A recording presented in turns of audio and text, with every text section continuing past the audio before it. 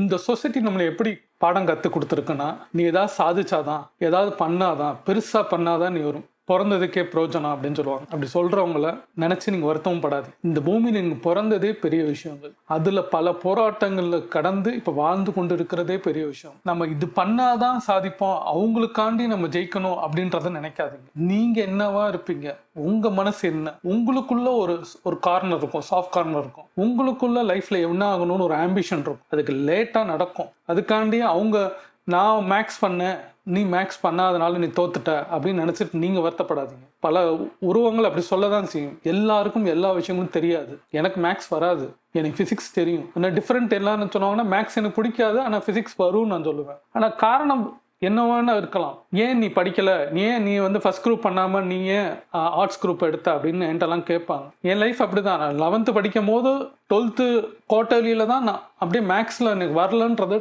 Shift ஆனேன். அதுக்கு காரணம் பல இருக்கு. இதை புரிய வைக்கணும், அவங்களுக்காண்டி லைஃப்பை மாற்றணும், அதெல்லாம் கிடையாது. நான் இன்னைக்கு காலகட்டத்தில் யோசிக்கும் போது பிஇ பண்ணியிருக்கலாம்னு எனக்கு தோணுச்சு, அவ்வளோதான். பண்ணாதனால நான் ஒன்றும் கெட்டு போகல. இன்னைக்கு நல்ல நிலைமையில இருக்கேன். நான் படித்த காலத்தில் இருந்த நண்பர்கள்லாம் இன்னைக்கு வேற சுற்றத்தில் இருக்கலாம். ஆனால் இன்னைக்கு நான் லைஃப்ல இந்த சுச்சுவேஷன்ல இருக்கிறேன். நான் உலகத்துக்கு தெரிகிறேன். எனக்கு பிடிச்சிருக்கு. இதை நினைச்சு நான் சந்தோஷப்படுறேன். அதை எடுத்துக்கோங்க. அவங்கள மாதிரி நீங்க இருக்கணும்னு நினைக்காதீங்க. லைஃப்ல அப்படியே ஒரே மாதிரி எல்லாரும் இருக்க மாட்டாங்க. வேற விதமா தான் இருப்பாங்க. வாழ்க்கை இப்படித்தான்.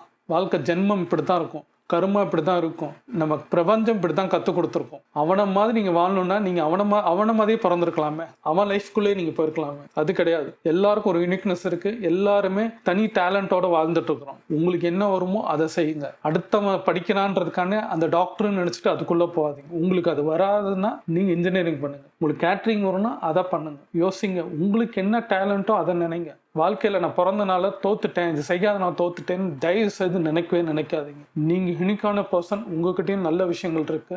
நீங்கள் ஜெயிக்கக்கூடியவங்கன்றதை நான் நம்புகிறேன். முதல்ல நீங்கள் நம்புங்க. நான் நம்பிட்டேன். நீங்கள் நம்பினீங்கன்னா நீங்கள் எந்திரிச்சு வந்துடுவீங்க. பயப்படாதீங்க. வாழ்க்கையில் எல்லாராலையும் சாதிக்க முடியும். நான் இருக்கேன் உங்க கூட.